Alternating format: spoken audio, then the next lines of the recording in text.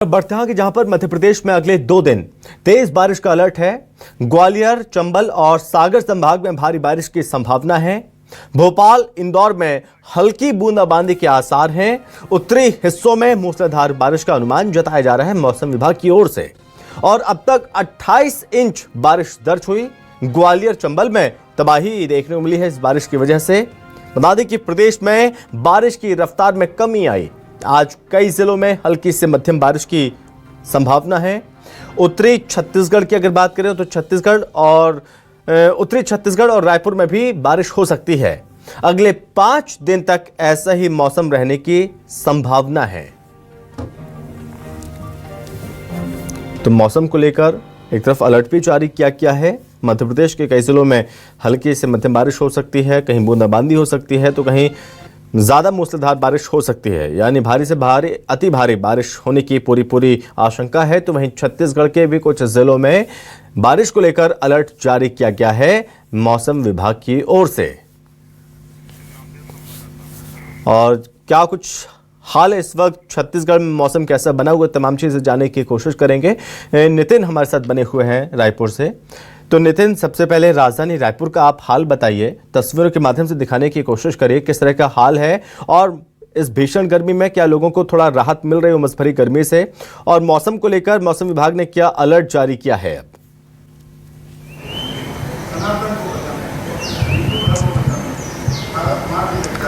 देखिए, निश्चित रूप से मौसम पिछले 3 दिन से मौसम काफ़ी शांत है और निश्चित रूप से अलग अलग जगहों पर रायपुर ज़िले की बात की जाए, मैदानी क्षेत्रों की बात की जाए या ग्रामीण अंचल की बात की जाए, बारिश एक तरह से जो है बंद हो गई है। 31 से 30 जुलाई तक लगातार छत्तीसगढ़ में बारिश का दौर देखने को मिला था। हल्की से मध्यम बूंदाबांदी देखने को मिली थी, लेकिन 1 अगस्त से बात की जाए तो आज 3 अगस्त है। 3 दिन में बिल्कुल भी बारिश छत्तीसगढ़ की बात की जाए या रायपुर की बात की जाए, इन हिस्सों पे बारिश नहीं हुई है। 5 दिनों तक इसी तरह का मौसम बने रहने की संभावनाएं मौसम विभाग ने जताई है।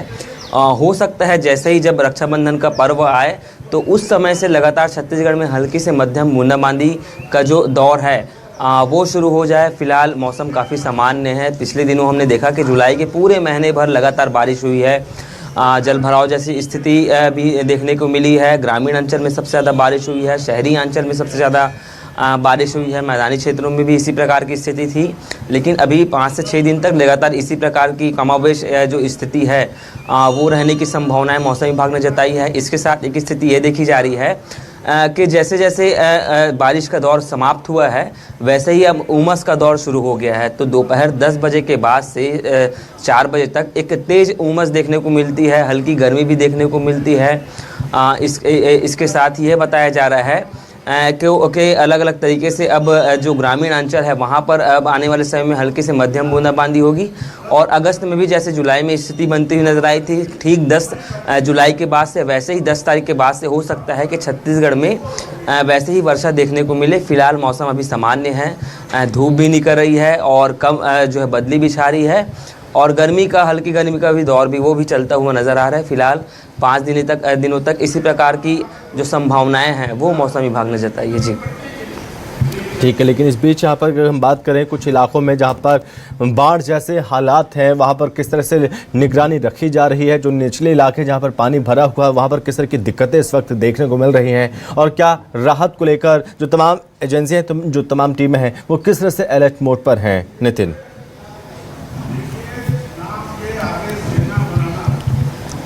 देखिए, निश्चित रूप से जिस प्रकार से चाहे बस्तर संभाग की बात की जाए या फिर जसपुर संभाग की बात की जाए, दुर्ग में भी इसी प्रकार की स्थिति देखने को मिली थी। बाढ़ को लेकर पिछले दिनों हमारी जो आपदा मंत्री हैं टंकराम वर्मा, उनसे ही बातचीत हुई थी। तो निश्चित रूप से उन्होंने कहा था कि कलेक्टर स्तर पर और जिला स्तर पर इसकी पूरी तैयारी की गई है। किसी भी प्रकार से अगर किसी के घर में जल भराव होता है तो निश्चित रूप से वहाँ पर नगर निगम की टीम या जिला पंचायत की टीम या फिर प्रशासनिक अधिकारी, पुलिस की टीम मौके पर पहुँचेगी और निश्चित रूप से बाढ़ पर नियंत्रित लोगों को कैसे निकाला जाए उसको लेकर भी तैयारियां यहाँ पर की गई है। और निश्चित रूप से जहाँ जहाँ पे ज़्यादा बहाव वाले क्षेत्र हैं और नदी के किनारे पर जो है रेस्क्यू टीम का भी गठित किया गया था। एक टोल फ्री नंबर भी अलग अलग जिलों के लिए जारी किए गए थे। तो इस प्रकार से जो तैयारी है वो शासन की देखने को मिली है। इसी प्रकार शहर की बात की जाए तो रायपुर में पिछले कई वर्षों से देखा जा रहा है कि भाटा गांव जैसे तमाम जो क्षेत्र हैं, प्रोफेसर कॉलोनी है, अवंती विहार है, ये ऐसे क्षेत्र हैं जो जल भराव की चपेट में आती है। और पहली बार इसमें देखा गया कि जैसे ही भाटा गांव क्षेत्र में जल भरा हुआ और आक्रोशित लोग हाईवे रोड पर पहुंचकर जो है जी बिल्कुल ठीक है। नितिन बहुत धन्यवाद आपका तमाम जानकारी के लिए।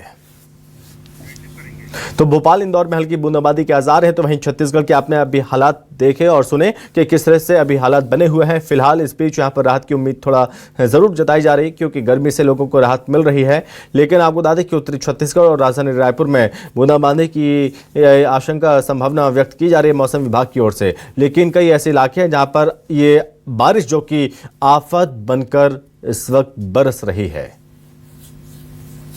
बात करें मध्य प्रदेश की, तो भोपाल इंदौर में हल्की बूंदाबांदी के आसार हैं। और इस बीच मौसम विभाग की ओर से अलर्ट जारी किया गया है कई जिलों के लिए। बता दें कि भोपाल की अगर हम बात करें तो भोपाल का हाल जानने की कोशिश करेंगे। सहयोगी शबीर हमारे साथ जुड़ रहे हैं सीधे राजधानी भोपाल से। तो शबीर, राजधानी भोपाल में इस वक्त मौसम क्या हाल है और मौसम विभाग की ओर से किस तरह से अलर्ट जारी किया गया है?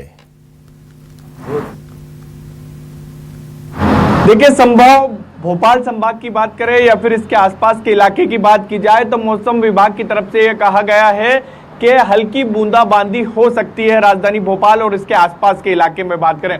और इस वक्त मौसम की बात कर लेते हैं, राजधानी भोपाल की ही तस्वीर दिखा देते तो आसमान यानी सूर्य देवताओं के दर्शन होते हुए नजर आ रहे हैं सुबह सुबह। और हम पिछले 2 दिन से पहले की बात करें तो बदली छाई रहती थी और दिन भर बारिश होती हुई नजर आती थी। लेकिन पिछले 2 दिन से मौसम पूरी तरीके से खुला हुआ है, तापमान बढ़ता हुआ नजर आ रहा है, हल्की सी गर्मी भी लगती हुई दिखाई दे रही है।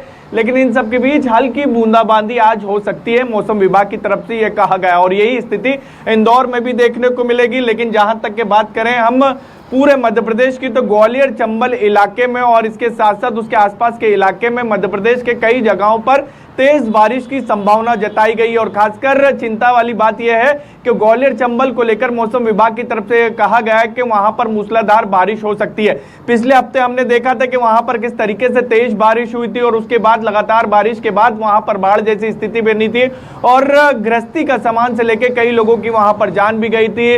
रेस्क्यू अभियान भी सरकार की तरफ से, प्रशासन की तरफ से चलाया गया था, कई लोगों की जान भी बचाई गई थी। लेकिन अगले 2 दिन तक के उस इलाके में फिर से मौसम विभाग की तरफ से अलर्ट जारी किया गया है, यानी काफी सतर्क रहने की संभव उस इलाके को जरूरत है। और प्रशासन की टीम को भी एक्टिव कर दिया गया है। जिस तरीके से मौसम विभाग की तरफ से चेतावनी जारी की गई है ग्वालियर चंबल को लेकर भारी बारिश की। ठीक है, इस बीच मैं आपके पास लौटूंगा शब्बीर, लेकिन हमारे साथ बलरामपुर से सुदीप जुड़ रहे हैं। सुदीप, इस वक्त बलरामपुर में क्या हालात है मौसम को लेकर और किस तरह से अभी बारिश का हाल देखने को मिल रहा है?